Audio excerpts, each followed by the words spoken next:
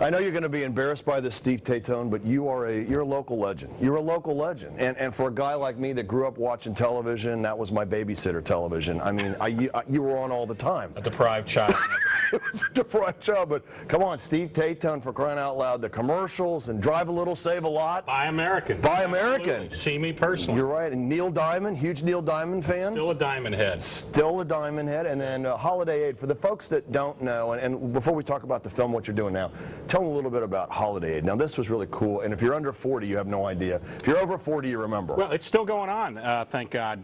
Dale Huffman and I and Jerry Gelati got together after an event I had attended with then Congressman Tony Hall about the problem of hunger and homelessness around the world, and in particular in the Miami Valley back in the 80s. And along with a great friend of mine, Mark Fraze, we put together a series of events built around a holiday Christmas album, and that turned into television specials and other things, and then a school drive for food. And long story short, over the span of a few years, we were able to expose the problem in a big way, along with the local media, of hunger and homelessness as it existed and unfortunately still exists here in the Miami Valley. And we were able to get the local celebs and musicians in town together, and we just did our own We Are the World type event, and we sold a lot of records, and we had concerts and events, and raised awareness, raised some money, and most importantly, raised a lot of food for those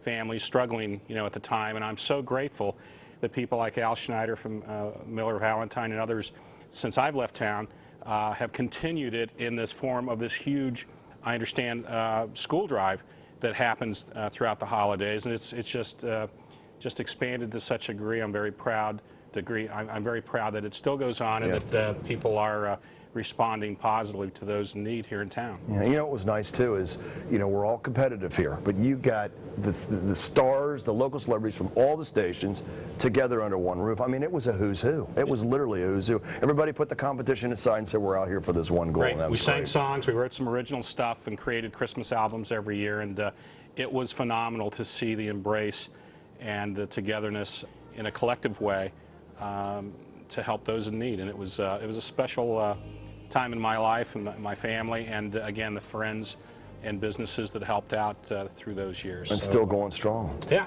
All right, now I know we're going to talk about the film, your new career, but wait, we got to talk about quickly the Tatone Zone. It happened right here in the WEDTN studio. Yes, the ghosts are still floating around. Steve Kirk and your sister. And my sister, and Sandy Smith from the old days, great helper of ours, and a big part of it.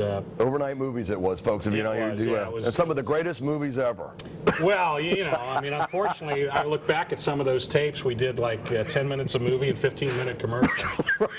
And it was live, so it was. But we loved it. It was not, well, not everybody did, but you know what? It got we had a lot of fun throughout the auto years and the commercials and such, and we did make an impact. Yeah. And we sold a few General Motors products. Right. On more than one occasion, and we were very thankful for, again, the embrace we had from the community to drive all the way to Fairborn to see what we were up to, buy some great General Motors products, and keep the plants rolling at the time. And it was tough stuff for me to drive back through and see, drive by the plants, but that's kind of what I guess we're here to talk about today. There are other industries, believe it or not, that can and will and are coming to Dayton, and I'm just very proud to be a very small part of what could be a growing, thriving film industry here in town. Yeah, and that brings us into why you're here. And now, on top of all the other hats you've worn, this new hat is writer, producer, director. Yeah. Correct? Yeah. Beautiful Noise is the movie. Right. Tell the folks a little bit about it. Well, it's a musical drama.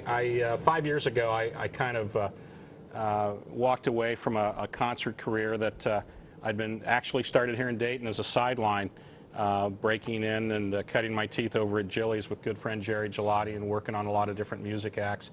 When I moved to Florida, my family and I stayed in the concert business, and 5 years ago I decided to scratch the itch and see if I could chase one more dream, which is to get involved in the movie business. And at my age, I figured the best way to do it, since my on-camera days are long over, the best way to break in was to try to write something. And I did have some stories I had on my mind, and wrote some scripts, and I've got 6 or 7 projects that are in various stages of development. But the first one that popped out was this musical drama called Beautiful Noise that I wrote and shot and produced down in my new hometown of Sarasota, Florida. And now, tell the folks a little bit about it. And is this, does it have a little bit to do with Neil Diamond, a little bit? No, I mean, a little bit? It's because I look at it and come on, Steve. It's completely fictional. It is about musicians, and it is about inspiration and where they get it from. And it's kind of a rise, fall, or redemption story told with some great original songs. I will say that Neil's conga player, percussionist, world-class legend King Harrison does have a cameo in a piece. I knew there was a tie-in. The world's #1 Neil Diamond performer, who looks like Jeremiah Johnson in our film. His name is Jay White. He's out of Las Vegas. He's one of the stars in the movie. But it's got, and the fact that Beautiful Noise is the title of Neil's 1976 concept album has nothing to do with Neil Diamond. No, and it really doesn't. No, But Jay does sound like Neil. In fact, when I do Q&As after the movie, people think that it's, one of the questions invariably is, well, how did you get Neil Diamond to sing original songs and have Jay mouth the word? And it's Jay. It's Jay. He just, again, he doesn't look like Neil in the movie, but he is the best in the world. And at Diamond, because God knows we can't get enough Diamond. No.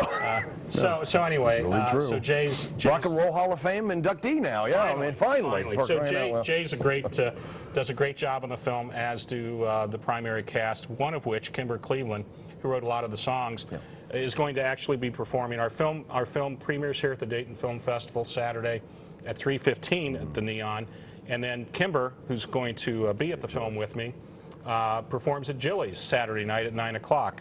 So it's great to have such a talent both in front of the camera and bring her live here to some audiences here in Dayton. Well, it's good to have you back home, and continued success to you. I know we could talk for an hour. I have a million questions for you.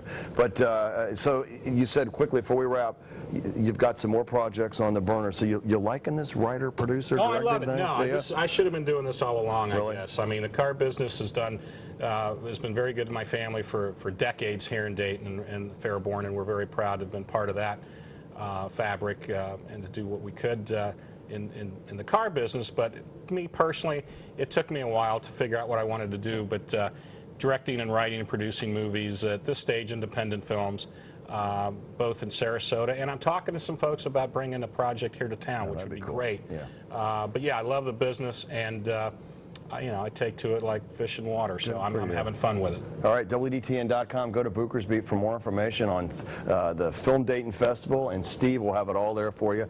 And before we wrap, I've got an outline for a film. It's about a feature reporter in Dayton, Ohio, and he's kind of funny. Yeah. And I'm going to give it to you, so you may take a look at it. It's totally fiction. Okay. Total fiction. Young guy, good-looking guy. Yeah, exactly. You've read it. Yeah. Well, it's just all coming to me somehow. I don't know. We'll talk after the interview. Steve, thanks again. Thanks, With Steve Tatone, Jim Booker, 2 News on your side.